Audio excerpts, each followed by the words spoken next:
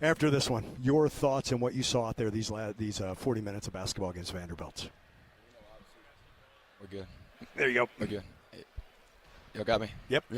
We obviously know they're a good team. I think analytically with the predictions, this is probably our lowest percentage chance to pull a road upset. So we knew we'd have to play pretty dang good in here to get it. I always think we're going to get it.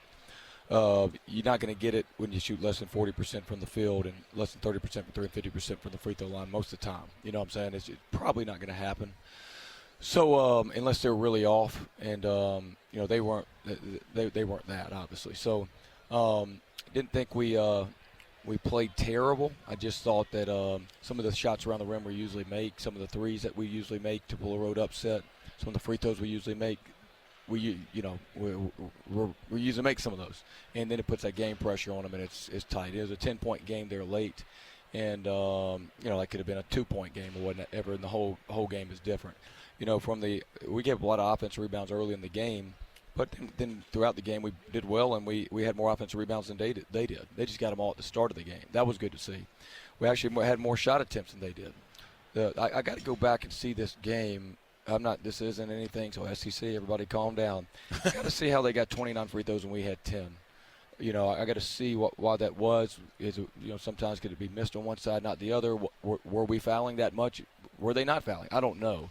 But if it was an evenly called game, and it might have been, we got to do a better job of getting to the line more than we did. Right. Yeah. Seems like go ahead. But for a team, Texas A&M, and I don't want to lead, we average more attempts than every team we've played, and we had fewer. And I know it gets a little out of hand towards the end of a game. I understand that.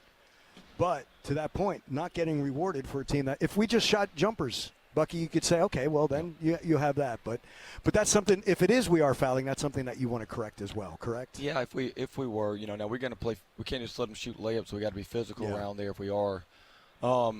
As long as it's the same way. They were playing very physical, and they were in good defense. They were very big, 6'7" across, stand you up, tough defensive unit. So we got to be able to do the same thing and keep them out of the paint so we're not in that predicament. Obviously, as we know basketball, when you get down double digits, you're going to take a little more chances. It's probably going to be a little more fouls. So I got to see why were we not getting to the line more than we did in the game? Yeah. Could we have done something different, or was there a reason for it? I don't know. I got to go back and look at it. Well, one of the things that's interesting, and you talk about it, we all know it, but the margin for error, especially on the road, about what you have to do, and the game plan, make Tanner's influence minimal. Well, you did that. Yeah. Battle them on the offensive glass. Well, you end up out rebounding them.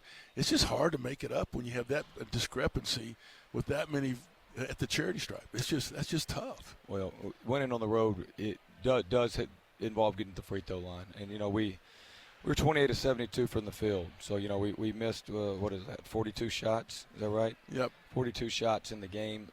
So we had so we took 29 threes in the game.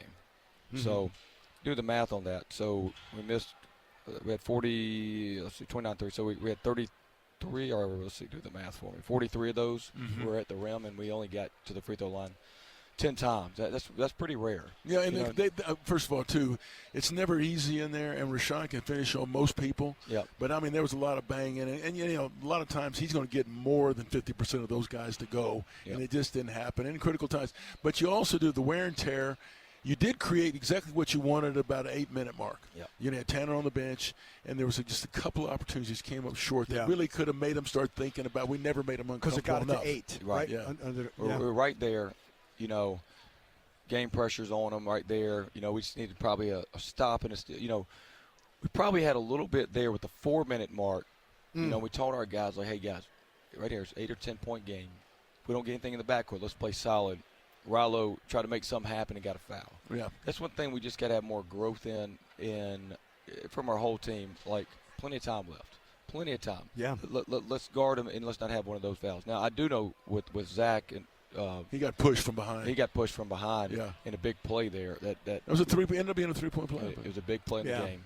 Yeah. And we needed him on that floor because that fouled him. He's playing really good right now. Yes. His first 3 buckets were in the paint right before he hits the 3. Yep. That's that evolution of Zach Clements, isn't it? And he's playing great. And it's unfortunate because, he didn't get many minutes. He was fresh out there. Marcus was fresh out there. And some of our guys are going to have to just kind of, the duration of the season can be tough on the guy like Rashawn, who's played a lot of minutes. Yeah. They're going to get, do what they got to do in that training room to get themselves back. But look, this was a game that I told our guys that it's not a game you're expected to win. It's would have been an upset for sure. Yeah. By all the metrics, would have been the biggest upset we had all year. Yeah. So it didn't look like we blew a game, but to win a game like that, you're going to have to shoot that thing really good and play really good and finish really well, and you can't be out free throw that bad. Right. So the reality of it is everything's in front of us. Mm-hmm. Season starts Monday. That's the mindset. And we got to get back and take care of business because we're going to have some great opportunities. That's right. This was our hardest opportunity where we really needed to shoot it well. So we just got to get back and play well here down the stretch. Well, I know how you work with them, and I know the mindset of the coaches and the players.